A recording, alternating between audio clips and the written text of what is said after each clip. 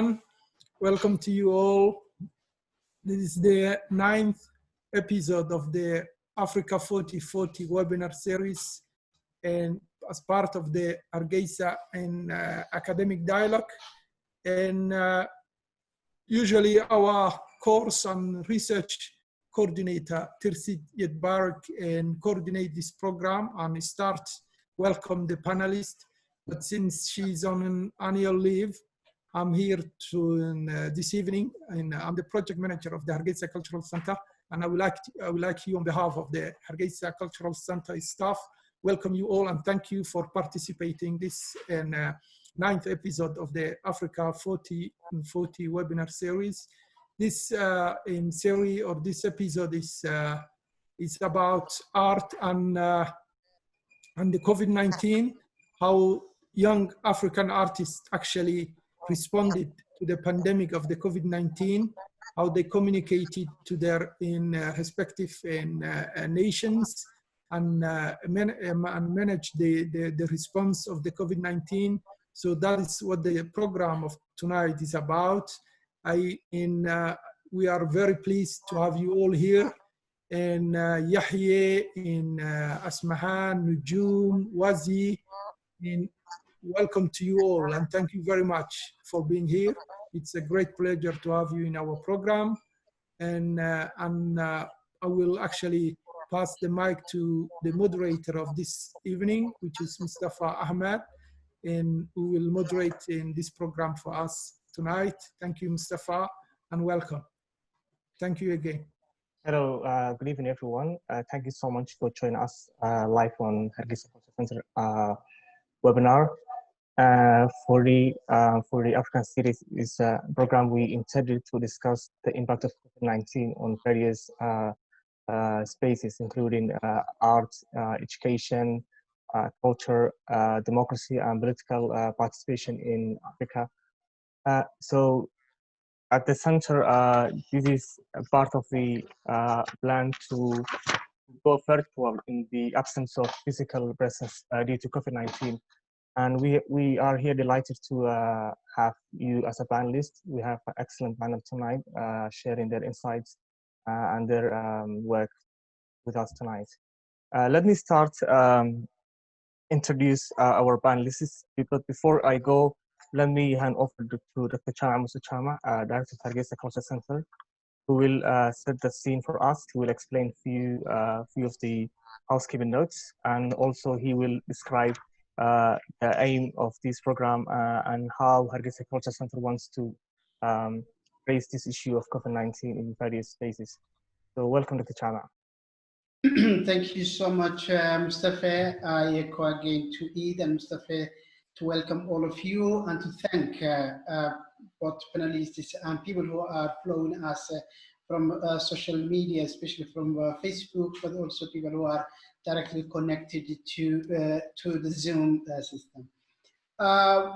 As Mustafa has mentioned, this is should be seen also a way to see positive things that an emergency like coronavirus and COVID-19 pandemic can bring to us. We want to see the positive thing, positive side of the problems that's taking place. As you know, this week was also the week that the Hargeysa International Book Fair 2020 had to take place. So we chose this specific event of academic dialogue in Hargeysa session to focus on what usually the Hargeysa International Book Fair is about, which means creating and finding a platform where the artists can meet their audience, their followers, and people who appreciate the art. So to serve the art, the artist, and culture, this is a platform that is sort of substituting what we had done in the past, inviting people to come at the cultural center. We are talking about art, artists mainly, and mainly the young African artists who are facing, as everyone is in the world, similar challenges, confined, but again yet more and more creative while they are confined. What does mean we are confined physically, but does not mean that we are confined mentally and creatively. So I see and I'm following your work, and today we are expecting to know a little bit more about from your voice, where you are presenting from the different corners of the continent. So that's where we are standing tonight. We are physically confined, but mentally traveling and creatively describing what's going on, given a voice. The voiceless, as artists have also always done for their own people. But most importantly, we would love to hear about yourself, your art production, how it was impacted on this lockdown. I know some of you are also challenged by the coronavirus itself. So what we are expecting as an audience, so what we want to share with the audience together is to see how you are coping, first of all, as artists, but also how you are voicing for your community what's going on and how. And honestly, I want to one more time underline the positive side of this accident that's coming. Of course, coronavirus is a pandemic. It's not the first pandemic all over the world happening, but for sure it changed it, and it will change the life, the day-by-day life of the human. So the world will not be, the coronavirus will pass soon, but the world will not be different. How the artist and artwork will be affected by this change, by this new normal. From our side, as a cultural center, as a Resi Cultural Foundation, we want to see how we can get any opportunity from it.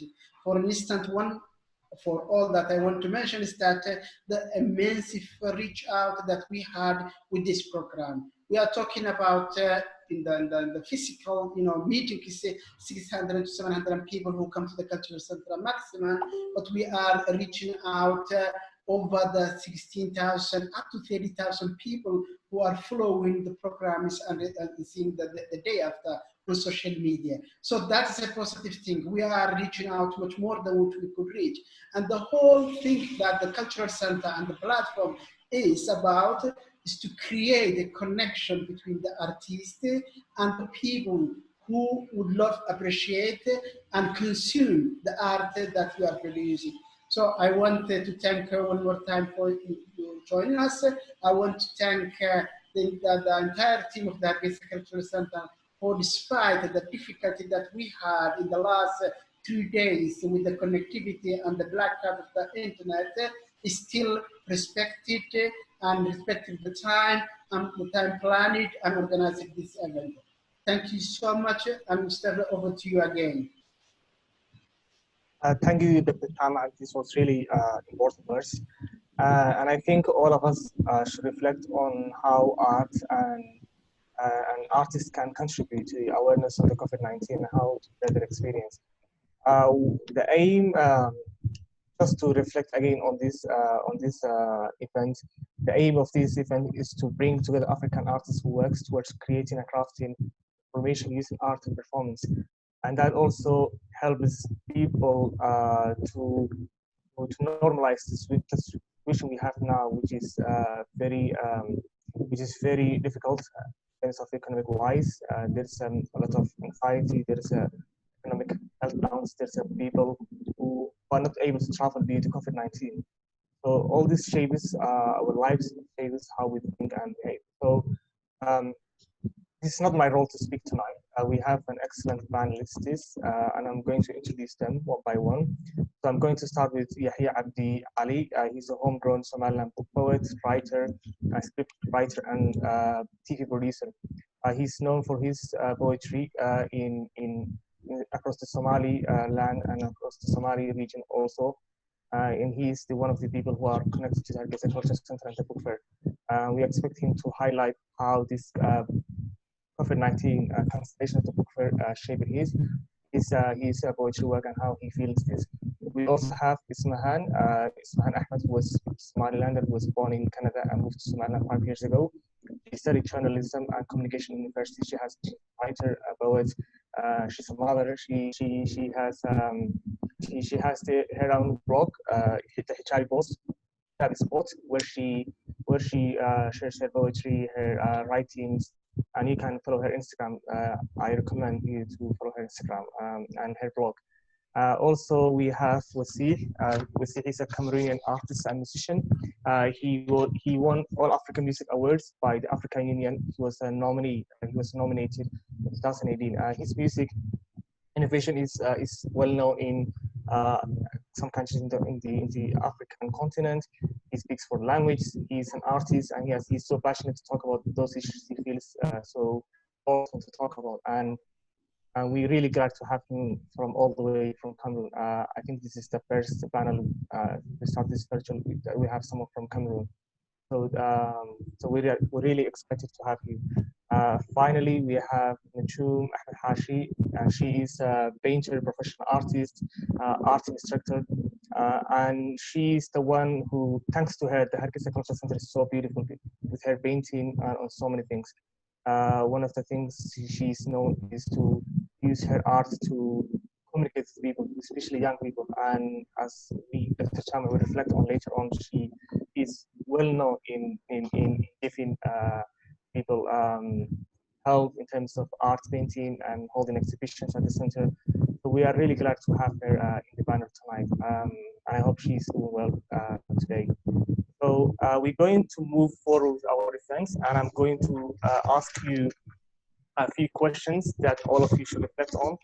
But I will start with the first question, which is to reflect on Hargeysa International Book Fair, which is the annual book fair and the largest literary gathering in the Horn of Africa, which connects so many people, artists, writers, and poets from continental and international audience. So Yahya and Nachoum both participated in the Hargeysa International Book Fair. I'm going to ask the two of them, how was your experience of Hargeysa International Book Fair as a young artist living in Somaliland? What was your intake? What's your take of participating in that book fair? How that shaped your creative work? I will start with Yahya. Yahya.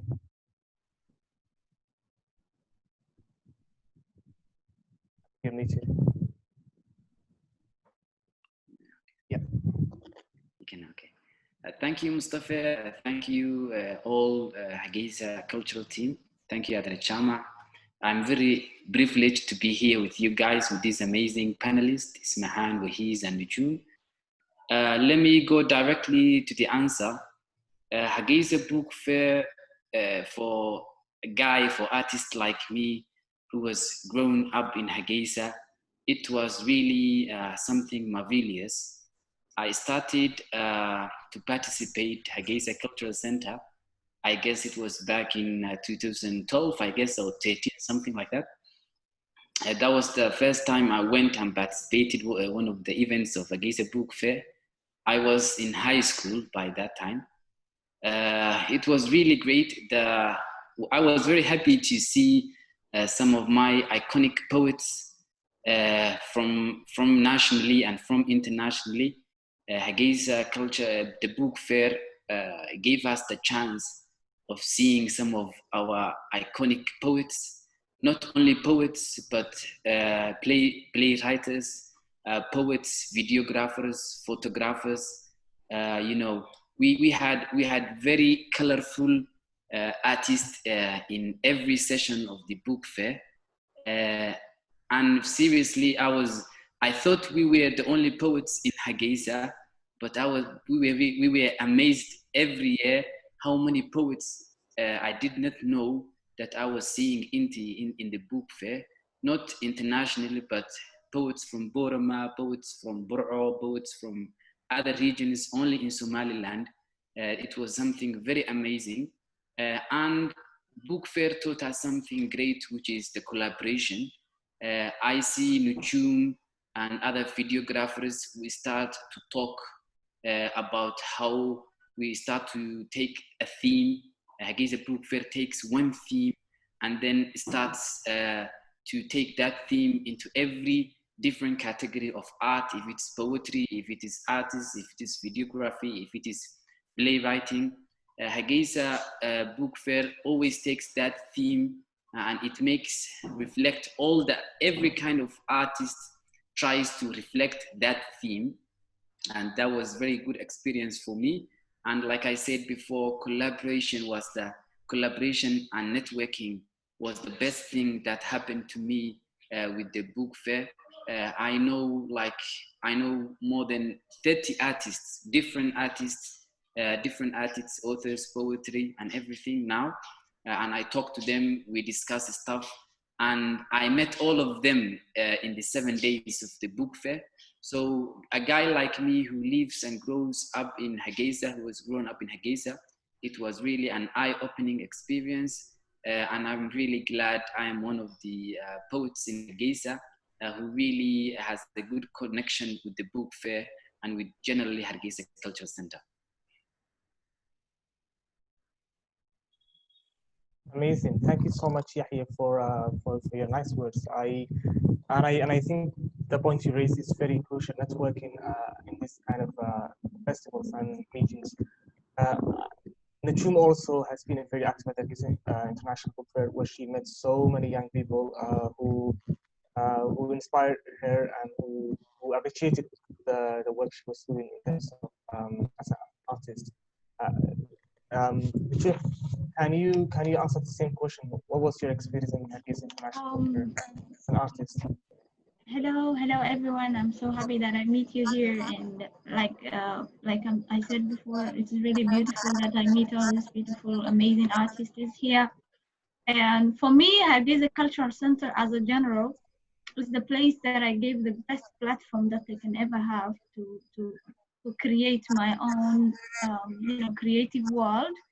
So it really gave me that opportunity to showcase my work to the world and to Hargeysa. And first exhibition I have done at Hargeysa Central Cultural Center, and Jama is really an amazing person that comes up with creative people and shows to the world, and it gave us a very good opportunity so that we can create our own creative world, and people could see what we are doing and notice what we are doing outside and inside the country. And Hargeysa Cultural Center is really an amazing platform where we can meet and view other artists from different types of artworks they do. If they do poetry, if they do art, if they do singing, the best chance that we can think we have got from Hargeysa Cultural Center. And I cannot ever forget about the experience I had in that cultural center, at the cultural center, and also the book fair. Especially the book fair, what I can say I can remember mostly is the people that I met, the creativity and all the vibes that I got from all this creative environment, whether is it from the poets, from the artists, from the singers. It is the only place I can say in Hargeysa that you can meet the right environment that you really want to, grow inside. And I really love Hargeysa Cultural Center is where I grew as an artist, and I really cherish those moments I spent in the book fair and the Hargeysa Cultural Center.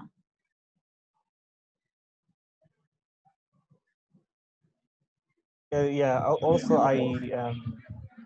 I think people who come to the center know about the Hargeysa Cultural Center Gallery, where we showcase the artworks by young artists like Chum and others.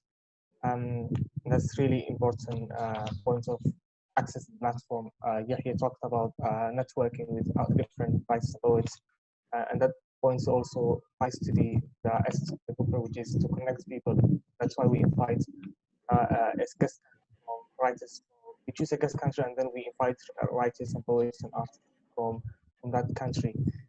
Now I will move to Wasil and Asmahan, and then we'll ask them this question: what does art mean to you personally? And I know you're artists; you're already involved in artwork, whether poetry or singing, or so. What does art mean to you, basically? This is a very basic question. Ismahan?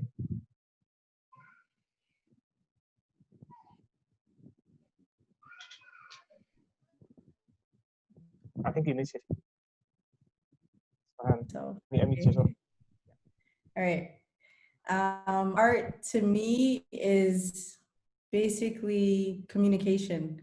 So I personally think that I'm not the best at communicating like right off the top of my head in conversation. Uh, I don't always say exactly what's in my head the way I want to say it.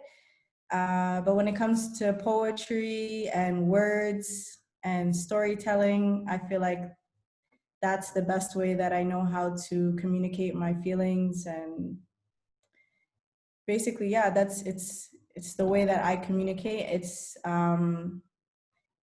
art makes me feel like the most authentic version of myself. It's the way that I understand myself better. So if I write a poem, subhanallah, like I can read it and then be like, okay, I didn't know that's how I was feeling just by reading my poetry. So it helps me understand myself.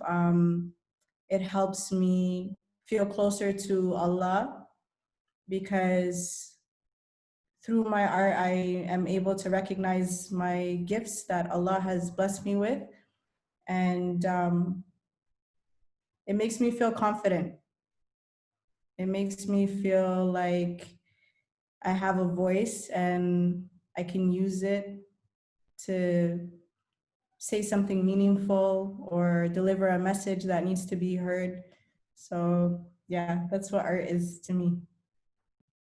Yeah, one quick question. Like Somalis, we're a nation of poets. We have this love relationship with words. So what's your relationship with Somali poetry? I can't actually speak Somali, so unfortunately, I feel like that's a big part of poetry that I'm missing out on. Subhanallah, especially since coming here. I learned that. Well, I've always known that Somaliland is a nation of poets, and my dad was a poet. But coming here, I see a lot of videos. And even when you call someone on the phone, there's like a poem sometimes, right? Is it called Gab? Yeah, Gabay. So it honestly it kills me that I can't understand it, and I feel like I'm missing out on a lot. But inshallah, So one of the things we had at the book fair is to we at the culture center translate some of the poetry into English. And we at the book fair launched a few books on Somali poetry translated into English. So Hadrawi, Gari, all these lectures in Somali poetry, you can find the books in English at the center and at the book fair. So that's why I was asking you of these how Somali poetry inspires your work, and that's a big platform where you can meet people who translate actual poems into English, and also people who are involved in publishing and that kind of journey into poetry. So, so I think that will be a good opportunity for you to engage in that, and also us to reflect on how Somali poets can have this contribution and reflections on the Somali poetry, and also other poets who write the poetry in English and other languages. Yeah, there's a space for all. I have a question. Yeah. Do you guys think that when you translate a poem from Somali to English, do you think that there's a lot that's lost in translation?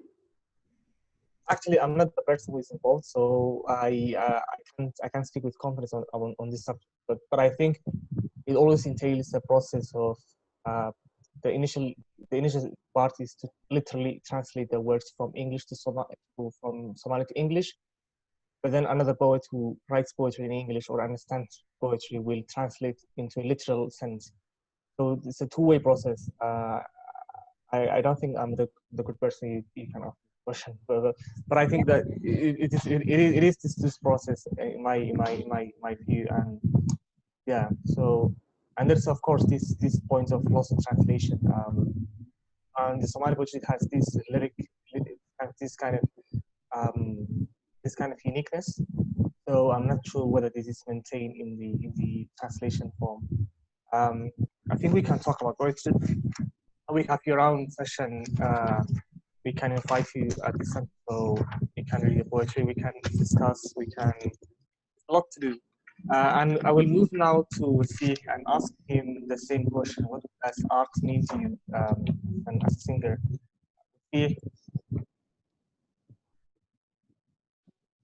hello, glad to be on. Arts to me is it's a universal language.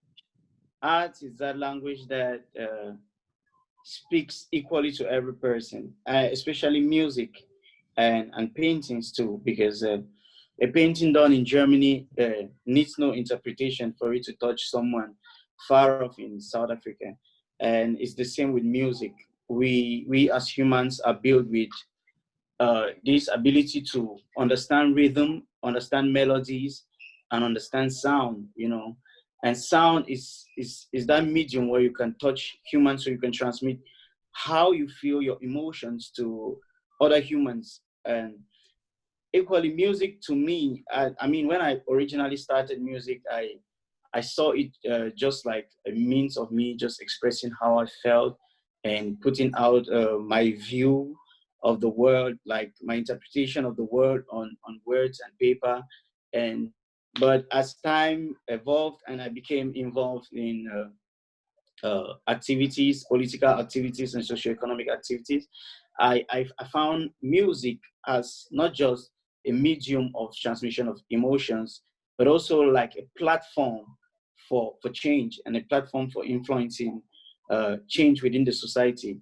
And that for me made my view of music really different from what I had it originally, you know, because at first I just saw music as something to give people a good time or to get people into certain moods.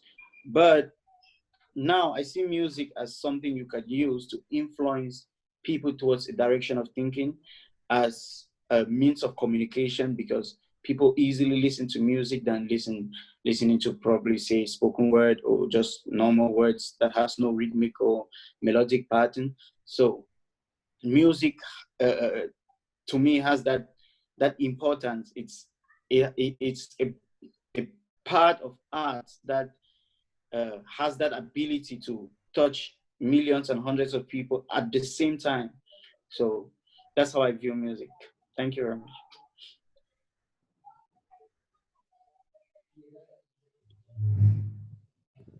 so thank you so much, Wasi. And I know that you are an award-winning artist in Africa. So and you won. You were nominated as the best male artist in inspirational music in several of your songs. So what do you feel when you get the recognition like this in terms of awards and people reach out to you? Generally, as an artist, you always have some certain degree of doubt as to whether you are doing a culturally relevant music or you are doing music that is effectively reaching people. And each time you receive an award, it comes back as like or a nomination. It comes back as a confirmation to say what you are doing. People are listening. People feel like you're important. You're contributing to the society, and people want to give you awards. They want to recognize you with these recognitions. The Afrima nominations was particularly important for me because the project Be Happy was a project I was doing to raise awareness on depression and mental health, which is something I've been doing both through music and out of music. And since mental health is something that is really neglected in Africa and Cameroon in particular, so I did the song and got a couple of people to contribute. We made a viral campaign for the song online by them sharing a picture and just writing on it, Be Happy, a picture of a smile. Then we did a video of people just dancing on the street, people from different works of life dancing in the street, just reminding people to be happier and to smile. So from that, we went to the radio and stuff. So when I received that recognition and that nomination by the Afrima, it opened up another platform for me to be able to spread the song probably to people who are in different countries, because the award was held in Ghana. So I got to share the song with people that were there and to perform it for the audience that were there. And then I got to network with a lot of people and share the message of depression and mental health. And I got contact with a lot of medical doctors who are professionals within the field. And so that was a great experience for me. Thank you. Yeah, that's really interesting and amazing. Thank you so much, Dr. Chama. He's now contributing to the discussion via chat. So specifically on the Ismail's point. So and the banners that we and that at least you can also reflect the points on the chat. With this next question is very important to us, which is the reason we organized in this panel in the first place. How did the pandemic affected your creative work or your talent? I will start with Nuchum this time. Nuchum, how did this COVID-19 pandemic affect your creative work? Nuchum?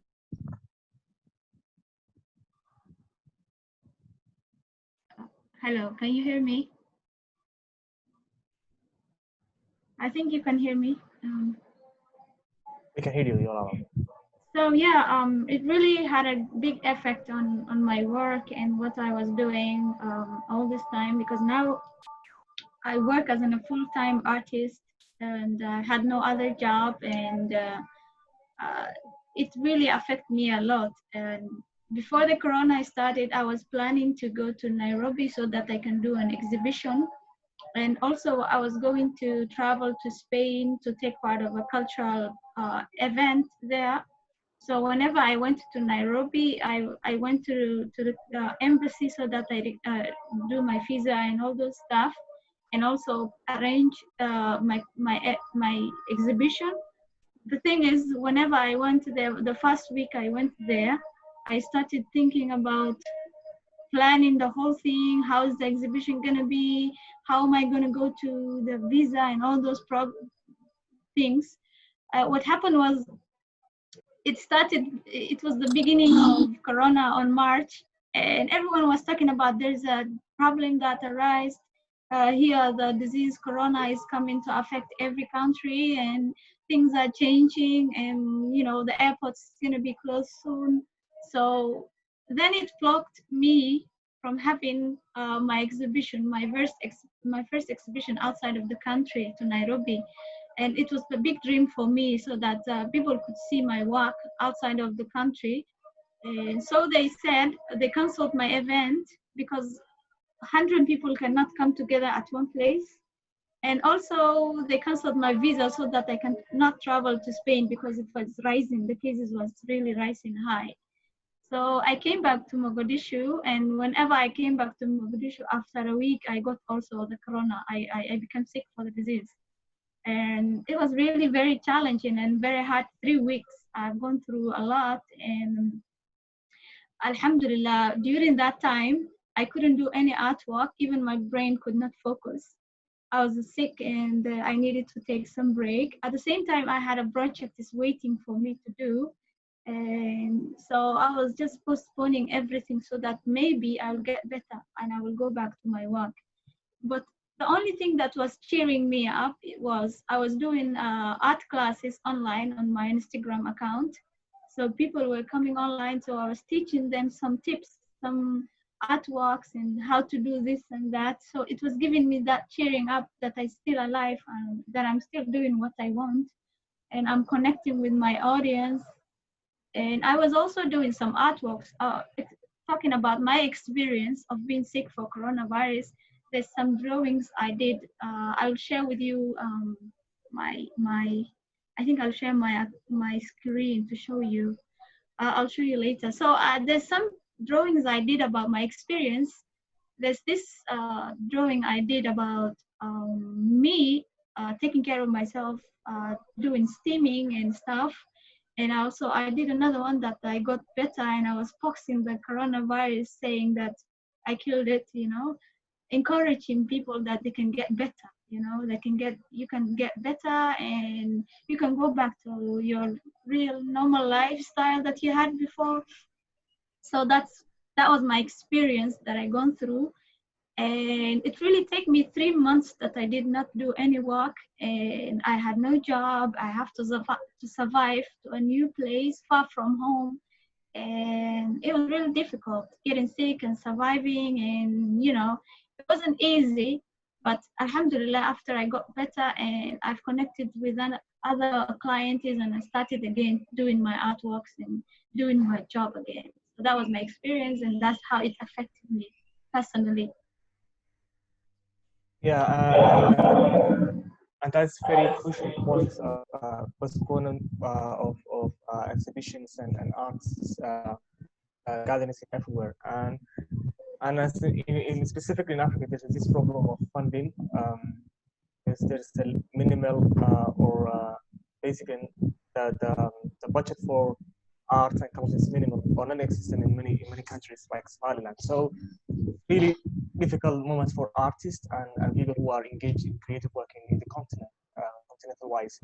And I want to also Wasih to reflect on that point specifically on his experience with COVID-19 and how that affected his artwork, and in Cameroon in general, if he can speak the country briefly. Okay. Here in Cameroon, it's the way the art is, it's different because it's really not a structured sector. So basically, when the corona came, everything stopped. Like, you could only create at home, and there's no income flow, there's no traveling, there is no performing, there is literally nothing. So if you were solely dependent on the music for financing, then it automatically ceased. So we have that problem here. We still have it though, because people can't actually hold gatherings for over 50 people, so you cannot perform. So it has impacted us a lot here. What I was trying to do during this time was to raise awareness, mostly online on Facebook and on Instagram, and on my WhatsApp statuses and stuff, to like tell people, and most of my fans and people that follow me, the medical precautions to take to prevent themselves from getting the disease, and to stay safe and to social distance. And up to now, the airports here haven't opened. Equally, I had a couple of travels I had to do at the beginning of the year, but all of them too were canceled because of the no travel bans and stuff. So I think it's a global thing. It has affected the world equally. I mean, but for countries that gave subventions for their creatives and artists, I think it has affected the artists across the world equally. You know.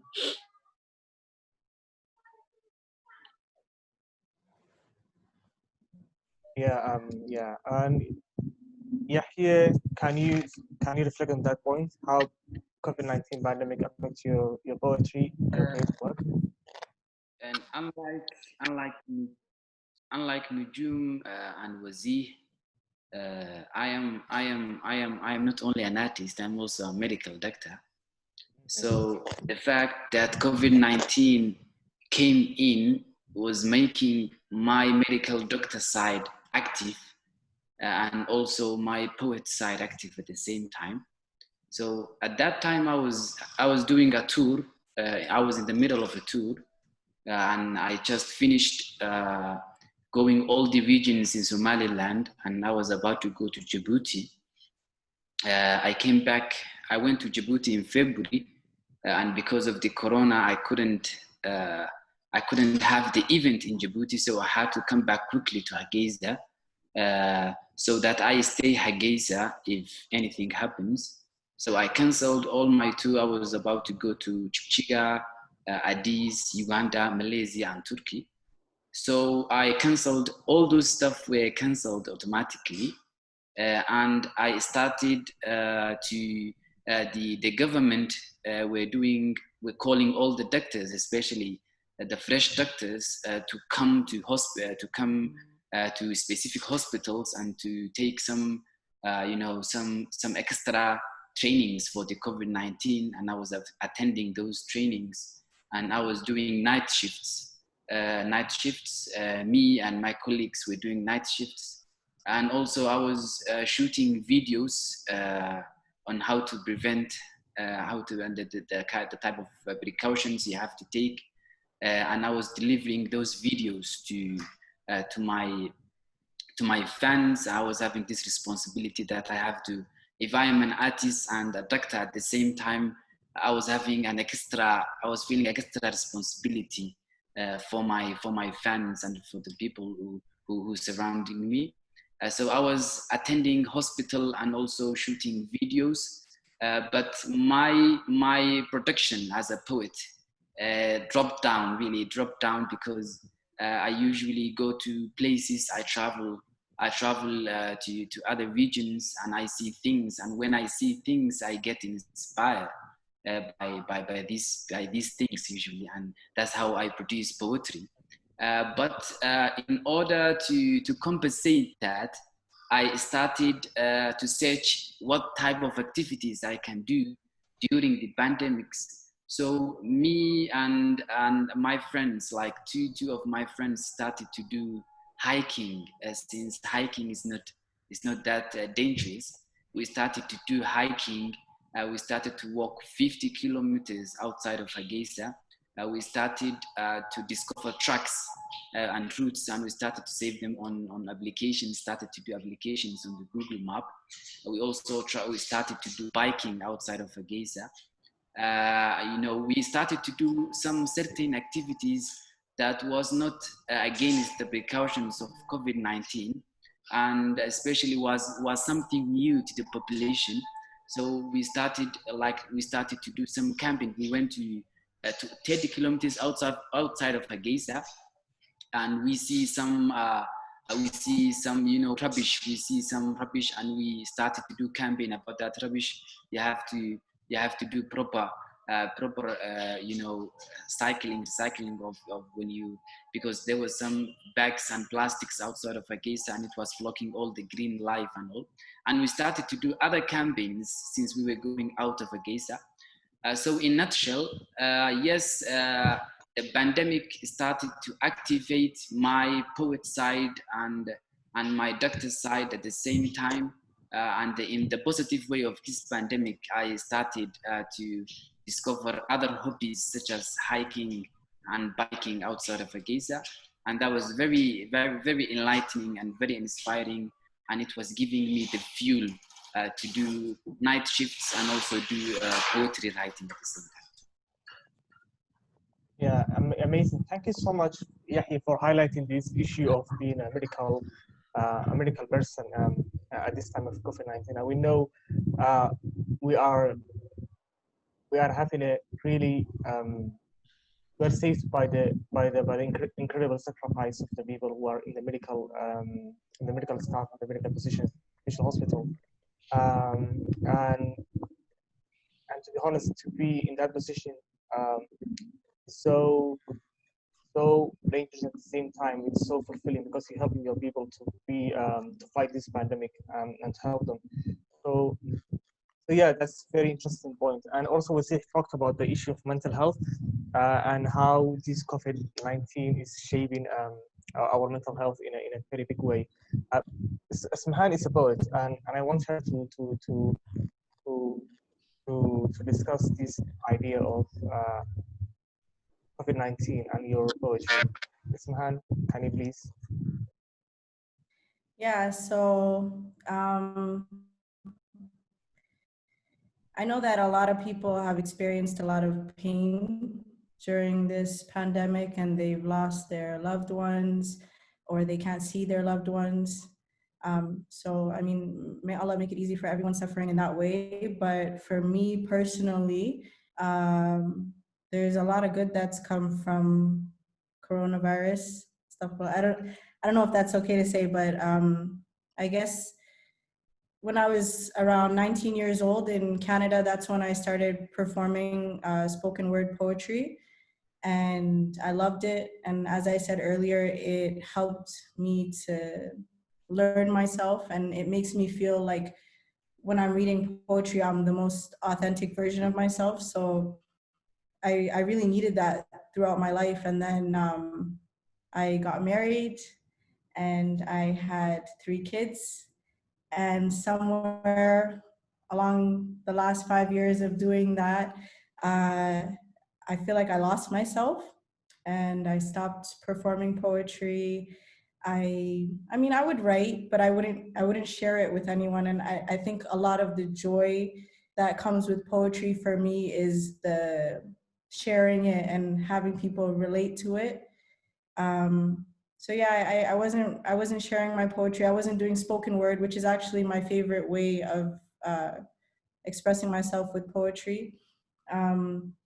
So during this whole pandemic, I was at home with 3 kids and my husband, and we were looking at each other every single day, and I wanted to kill him, and I wanted to just like hide in a room because I was just stuck with these kids. I couldn't go nowhere, and my son isn't going to school anymore, and you know, it was, I guess, taking a toll on me mentally. And then it allowed me to just do some serious reflection and kind of question what I'm doing with my life when I take away the labels of mother or wife. You know, I wanted to feel like me again. And I guess the time at home allowed me to express myself in a different way without spoken word poetry. So I contacted my brother and I asked him if he could help me create a blog. He's a web designer, mashallah. So he created the blog for me. And I had no idea what to do, but I started writing, and I got active on Instagram, and it was just a silent way for me to express myself creatively in different ways. So I got into photography, and I just started experimenting with like storytelling and written poetry, and I did a couple blog posts about my experience as a Somali Canadian living in Hargeysa. So I feel like it really motivated me to get back to who I am without the labels of mother or wife. So alhamdulillah for that. I started a blog called thehijabspot.com, and it's like my 4th child now. I really, really enjoy it, and it's my little baby, and I'm learning as I go, and I'm experimenting, and I'm meeting so many amazing people online, which is crazy. So yeah, the coronavirus has allowed me to express myself in different ways, get out of my comfort zone, remember who I am, and meet a lot of really amazing people online. So yeah.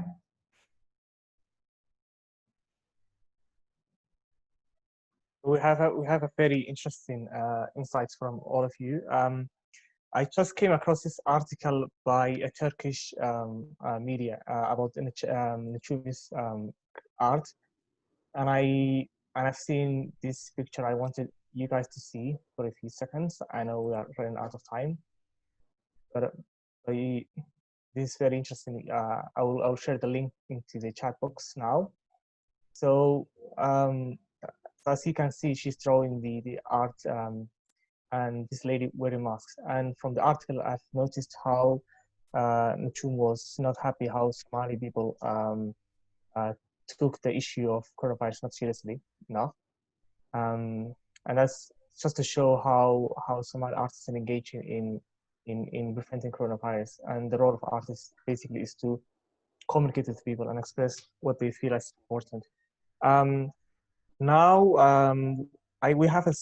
We have a one question remaining, but I'm also wants you to answer a few of the questions we received from people. We have a question from for Ismahan. When did you become aware that you write a poem? It's about your poetry. So can you quickly reflect on that question? When you start your journey as a poet? Yeah, my journey as a poet, I think I've always been a poet since I started writing and talking. I just I like playing with words and saying things in funny ways. But when I was a kid in elementary school, I wrote a poem for my teacher, and I think that was the first person that basically made me aware of the fact that I could write. But I always used to like write little letters to my mom when she would come home from work and stuff like that. So that was my poetry, I think. Yeah, yeah. So there's one question I have in the program, so which is, how can art be a source of healing for those who are desperate at the time of COVID-19? I know you guys talked about this question in a bit, but like, can you again reflect on that? How can the arts be a source of healing? I will start with Yahya.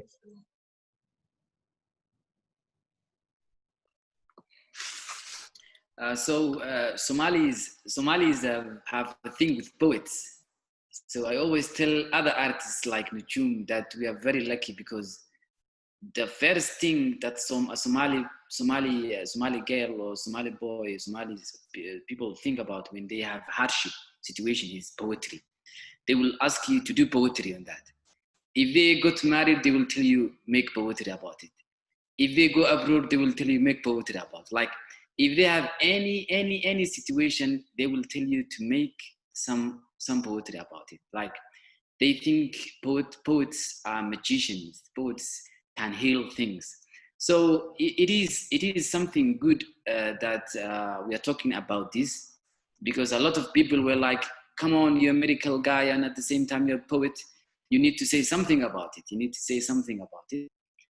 So yeah, when people were outside, Somalis oral society.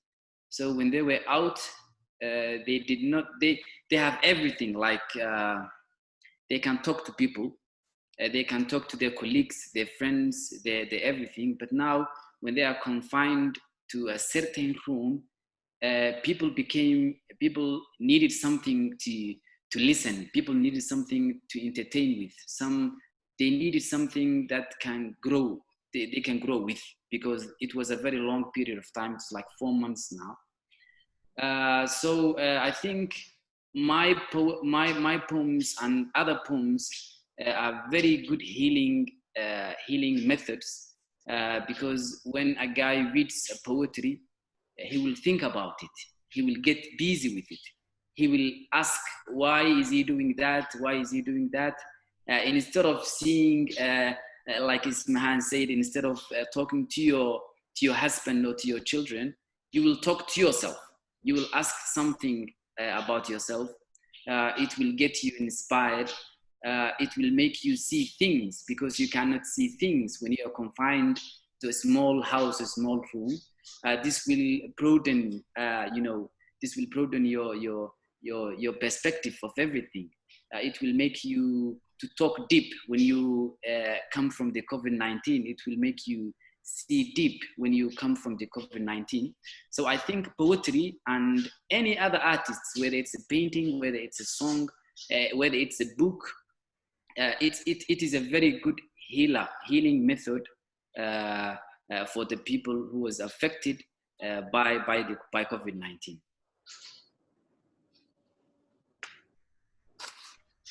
Yeah.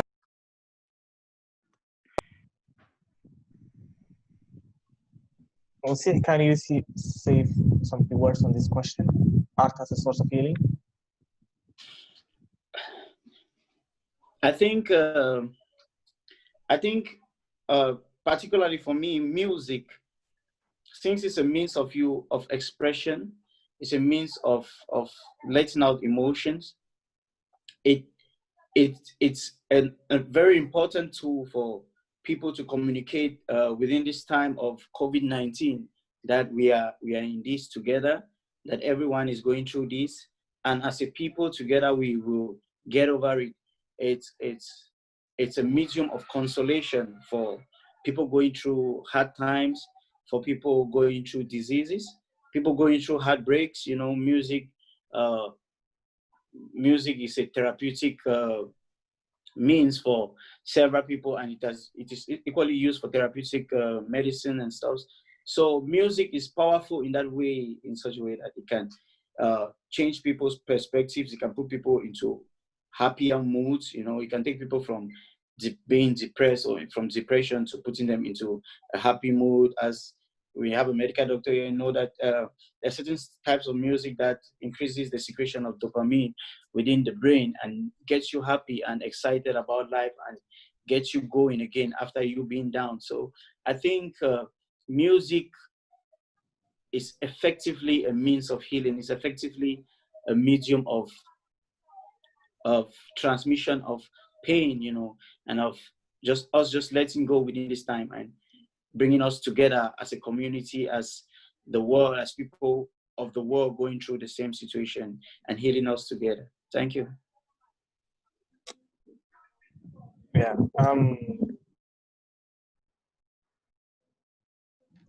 And moving to another question submitted by the people following us on Facebook. Khadar Ahmed from Facebook asked about organizing virtual events on art, virtual exhibitions. And he specifically directed this question to Nichum. Can Nichum organize a virtual exhibition where she can talk about arts and COVID-19? Of course, it's really important for me to talk about my experience about the COVID-19 and how I've gone through, and the art that I have done for telling people how important it is to prevent yourself and for others about the disease. And that's a really good idea, and I think I will consider that part of my schedule soon. There's many ways that I really influence people, and by following the question that you have asked right now. When I got sick, I posted on Facebook that I really got this problem and I got sick and everyone should be careful. And people had this, through my experience, through all these days that I have gone through this disease, I was telling them my experience, how I'm treating myself and all of that. So they have the curiosity that I have all this audio, so that all these fans, they needed to know how I experienced and how I treated myself. So there were daily sessions of people calling me, you know, I see these signs, how can I treat myself? What did you do? If I see these signs, I became like a doctor kind of artist, you know, I was telling them advices, like do this and do that. And also for the healing purpose, I was giving them online classes so that they heal themselves through learning new skill, and also me as healing myself through teaching all these people online.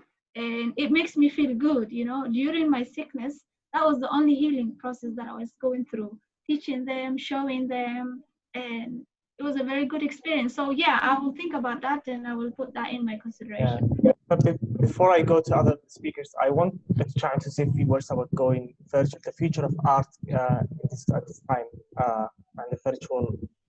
Can you say something words? Yes, I think it's an amazing suggestion. That's what I was saying. See what positive opportunities we can get from the lockdown, and we have to seek alternative. And I think we can reach out more people that we could reach out, staying physically and meeting together. So I think it's a good suggestion. I love to have that Najum accepts the proposal, and we would be happy to organize a similar event within our programs, the Cultural Center virtual version, and do this exhibition. Most of the work that Najum has developed are also available at the Cultural Center physically yet. So we can, yeah, luckily we can have this connection virtually and show what new work that she has developed, and then maybe compare how the situation was a year ago, a couple of years ago, when she was painting and staying at the Cultural Center. So yeah, go back and go whenever we can. I think put in the plan and program such a wonderful event. So yes, I like the idea, and we will take into consideration and offline talk to June how we can take it from there. Yeah, and I want to Wasif to answer this question also, because he travels around our continent, around the continent of Africa to his music performance. What is the future of your for your music in this kind of time? I've been writing a lot of music during this time, and I had to create a home studio also to be able to record at home, since it wasn't possible for me to go out. So after this, I'll be able to release a lot of music. Well, I don't know if there's going to be an after this. I mean, things are going to change from here. But I'm planning to release an album from here forth, of the stuff that I've been doing. I've been recording while on lockdown, and just letting the world listen to my music once more. And I hope that someday it will be possible for us to travel again worldwide and be able to perform for people, because that is the greatest joy of an artist, is performing in front of people and sharing that part of them that they have created. So I'm looking forward to that, and I'm praying to God that someday it comes very soon, and I'm able to share my music once more with the world. Thank you. Yeah. We have a question from Firsit. Firsit Tarek is the our research coordinator and the coordinator of this program. She's now in Addis, but she asked this question of, is there any positive change brought by the COVID-19? Specifically, she's reflecting on technology. So without disregarding the infrastructural damage, the infrastructure demands, because there's a problem with connection in the continental wise. There's a connection problems in Somaliland now. So any positive thing COVID-19 brought to us. I will ask Samhan to answer this. Is there anything positive that COVID-19 brought? I think it's just inspiring everybody to get out of their comfort zone and pursue their passions. It's allowing people to connect in ways that they've never connected with. Like this is my first Zoom meeting, so I know I'm really behind, but yeah, it's bringing people together from all over the world in different ways. It's allowing people to heal and really address like even childhood traumas and things like that, subhanAllah. And yeah, I feel like when you're put in a position where you have no choice but to adjust and grow as an individual, really great things come from that. And I'm enjoying witnessing how people change during this pandemic. Wonderful. So we have few minutes before we conclude the session. So can I invite you to share some of your briefly some of your works? So Samhan, can you read one poem or two? Me? If you are interested, and or if you want to showcase you guys any of your. Okay. You're interested. Well, am I going first? Yeah. So I am. How do I share the screen? Oh, okay, yeah, here we go. So this is my fourth child, the hijab spot. And what I really enjoyed about creating this blog is I've been, well, I got married and I came to Hargeysa 5 years ago.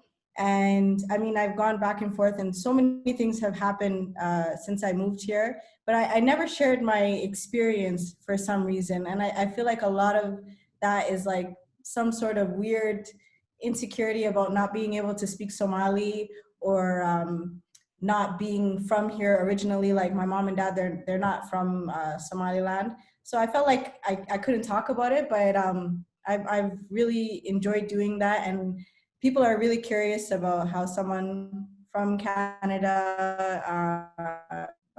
moving to Somaliland experiences life over here. So I've shared a lot of that. This was my most recent post TIA, just talking about like things that happen in Africa. Yeah, I do a little fashion. I tell people the story of how I actually ended up deciding to move to Hargeysa. So that's been very therapeutic for me. And it's motivated me to work hard and stay consistent. So I'll get out of that, and then I'll just share a quick poem. Like I said, I tried to challenge myself to get out of my comfort zone and basically share my experience of being in Hargeysa through poetry or writing. So I'll just read a quick poem that I wrote about Somaliland. SubhanAllah, I've lived here for almost 5 years on and off, and I never wrote a poem about Somaliland for some reason. So COVID-19 allowed me to do that. Bismillah. Okay. Somaliland.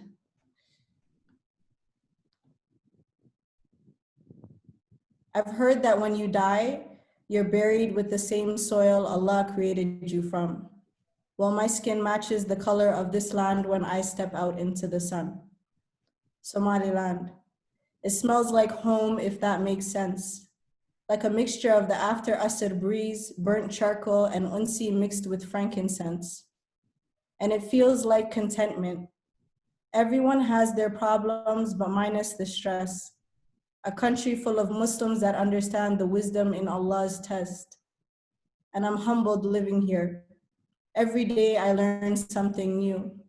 Like subhanallah, you only need 1 bottle of water to take wudu. And I swear so many times I've seen that bottle split in 2. Everywhere I look, I see my sisters and my brothers, surrounded by my people, different shades of the same color. A land blessed with women so beautiful they have to be covered. A land where I can pump gas and pay for it on my way back home because we trust one another. And I'm raising my kids here, and I'm planting my seeds. This is the land of opportunity, but people born here want to leave, risking their lives in the name of Tahrib, while the diaspora is quickly realizing we need to come back home to succeed. There's work to be done. There's unimaginable potential. All it takes is someone with a vision, no experience needed, no credentials. There's money to be made. There are lives we can change. Invest in yourself and your people. The world's on pause, so why not start today? Somaliland. It looks like growth. It sounds like peace. Sunny days with the wind blowing against my garbasar, feet buried deep into the sands of Berbera Beach. This is where I feel the most myself. This is where I come to breathe. Somaliland. Wonderful. Yeah. I think I have to read this one again. And do you have something to share with us before we leave the session? I have something to share. Okay. Nichun, go first, please. I needed to share okay. Your screen. Yeah, I'll share my screen. So this is some of the drawings that I've done through the coronavirus when I was sick. This was when I got better. But I don't think we can see anything now. Yeah, now. Yeah, good. Fine. I think you know. Yeah. This drawing was when I got better, and I was, feeling like I'm getting better too, because I've gone through a lot. So I was encouraging others to take care of themselves and fight the disease. I was just fighting it, and I was saying like, hey, I boxed it and it's done, that kind of thing. And also this was during my sickness. I was telling people how to take care of themselves. I was imagining this is me steaming and taking care and staying home, isolating yourself away from everybody else. It was kind of meditation at the same time. a problem, but I thought it is a meditation. I needed this time alone. Sometimes you need time alone. So that was during my recovery. And I was also doing some work so that I tell people to wash their hands, to cover their nose, not to cough around the people. If they get sick, to stay home and never interact with other people. So I was also doing some artwork so that I also tell people how to prevent the problem. And it was my duty to tell my fans. So that was the artworks I've done during the Corona problem. Yeah, wonderful. Okay. I think we have also Yahya. Yahya, is there something you want to share with us before we go? Sharing. Yeah, but my work's usually in Somali. So I usually make poetry about the land and patriotism, and I try to reflect a homegrown smell of poetry, because I try to be a bridge between the youth in Somaliland and youth in the diaspora. I try to bridge between them, and I try to tell I try to tell the diaspora what they are missing, and I try to tell the youth in Somaliland what they have. So this piece is talking about what you can get if you're home, if you are really in home and you're planning to stay here and to grow here, to get married here, the type of advantage that you can get here. So Somali poetry is usually very long, but I will try to read a piece of it. Dubai kuma lihi cimaarad ma lihi daaraha Maraykan ma dega xeebaha Miami Dahraan kama qodo saliida docda Philippine ma aadin dadkana lama korin Spanish cid kale uma dudo waxeeda waxaan ahay ruux dalkiisa dulqaad u leh oo dhex jooga haddaanan duleedka awdal aagaa dilayow mam joogin dabeed bari iyo gunteeda kusoo arag baarqab doobsha gaaroodii u doonan caano miyaan u aqaan dalxiisba eedaan dacwadiyo salaada anoo maqla daakiraada miyaan karayaa durbaano inaan ka dulkaco kaniisad fooqyada dheeree dahaadhan daaraha Norway ku yaala kumaan doorteen habeenna kharaabo duntoo ku taalla daamiya shacabkii Hargeysa dhulkiyo degalkiyo waxayga walow qashin daadsan buuxo hoggaanku intuu darjiiray qabyaalad walow dir socday dugsiyo gurigaan dhex seexdo walow daf tiraa abeeso fulaadiga rago yaqaane ka guur hanku dooran maayo. Those were part of that poetry. Yeah. Excellent. I think we can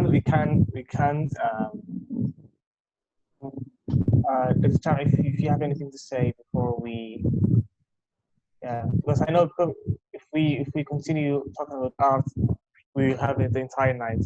So no, actually, Mustafa, what we have experienced and we still experiencing tonight is what has been always said, that art is the best expression and probably the most powerful tool for communication, because it brings emotions, it brings love, it brings hate sometimes, it brings painful cases and love and joy. So we are experiencing today, tonight, every aspect of that has been such, and that is showing us. So just I want to thank really how powerful is tonight, the session, and thank you for those who organized and put together. So go ahead.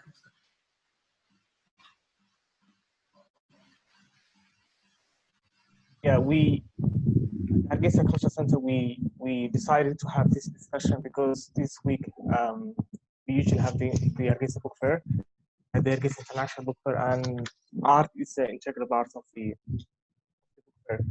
So, but also we have the academic dialogue sessions. And I just want to invite you to register for upcoming sessions of the Hargeysa academic dialogue in Hargeysa that we will screen, that we will live stream on Facebook.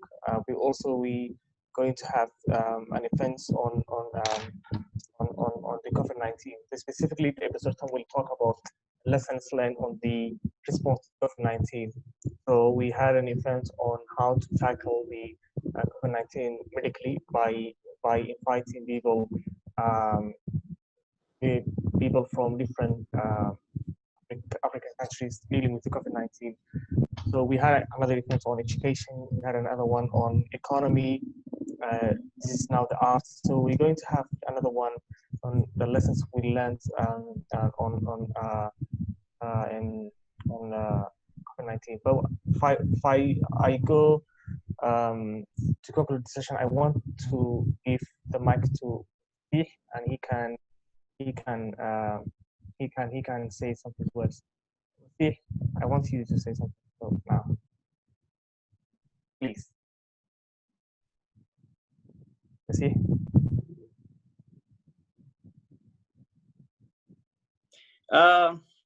Thank you very much. I just wanted to share like a small chorus from a song that from an old song of mine that is online, but it's an encouragement to people within the spirit. Can I do that?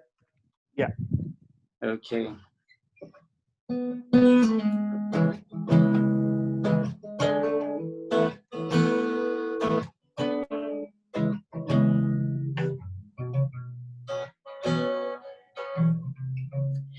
And the rains will come, and the sun will shine. There'll be a brighter day, oh. And when lightning comes, and the thunder storms, there'll be a brighter day. You don't get to put your faith in man. Most of the times they fail. The tables go turn and you go be not first for line. You go get your share. And the rains will come and the sun will shine. There'll be a brighter day. Whoa. And when lightning comes, and when thunder storms. Thank you. That's just always an encouragement for people to say the lightning will come, the rain will fall, but there'll still be a brighter day. So we will get through COVID and we'll definitely get over this period. So thank you very much. Thank you for having me on this program. I feel so blessed. Thank you very much. Yeah, thank you so much all. And there's nothing to add after this music. So we're going to conclude the session with this. Thank you so much, speakers Ismahan, Yahya, Wazir, Chama, Chu, for participating in this session. And for the speakers, we're going to upload this video on YouTube, and it will be available on our Facebook page, Hargeysa. We also going to post a thread on this event on Hargeysa Cultural Center Twitter page. Eid Hargeysa project, the project manager of the center will say a few words, and then we're going out. Please, Eid, go ahead. Thank you, Mustafa, and thank you all the speakers and the panelists for sharing your work, for actually in demonstrating that the art is, as Dr. Jama said, the most powerful tool to communicate with people. And we actually are concluding the 9th episode of the Africa 40 and 40 webinar series hereby. And it is really been very touching to actually to see the work that has been shared. And I'm really glad and happy that Nujum is survived the COVID-19 in Gortank. And the beautiful piece, the poem that Sister in Asmahan shared with us about Somaliland, very touching. And Yahya, as usual, he's patriotic in poems and about in Somaliland and about how it feels to be at home. In Wazi from Cameroon, thank you, brother, for sharing the very beautiful songs that you actually were motivating people to actually that the light is coming, that the dark days will be ended. So it is really very diverse background of arts that we are witness tonight here. And we are very blessed to have you here to be part of our panel. And I would just like to say thank you very much to you all. God bless you all. And we'll see you in the future in our programs. And especially since this week was the week in that usually in the Hargeysa Cultural Center was booming and full of people, thousands of people, while we were celebrating and hosting the Hargeysa International Book Fair, which was the home of arts and in one of the actually greatest or the biggest arts festival or literature festival in Africa or maybe all over the world. So it's very good to have such a program as in that week as part of the Africa 40 and 40 webinar series. So yeah, I will not say further much. I would just like to say to you all, thank you very much once again, and see you hopefully in the future soon. Bye-bye. Yeah, thank you so much all. And we're looking forward having Nuchun back in Hargeysa to have her paintings and her artwork. On the behalf of the center, we really glad to have your art and paintings all over the place. Just you can see from his background, it's part of our gallery room. So yeah, thank you so much all, and good night. Good night. Hi, guys. Good night. Yeah. Good night. Mashallah. Mashallah. Mashallah.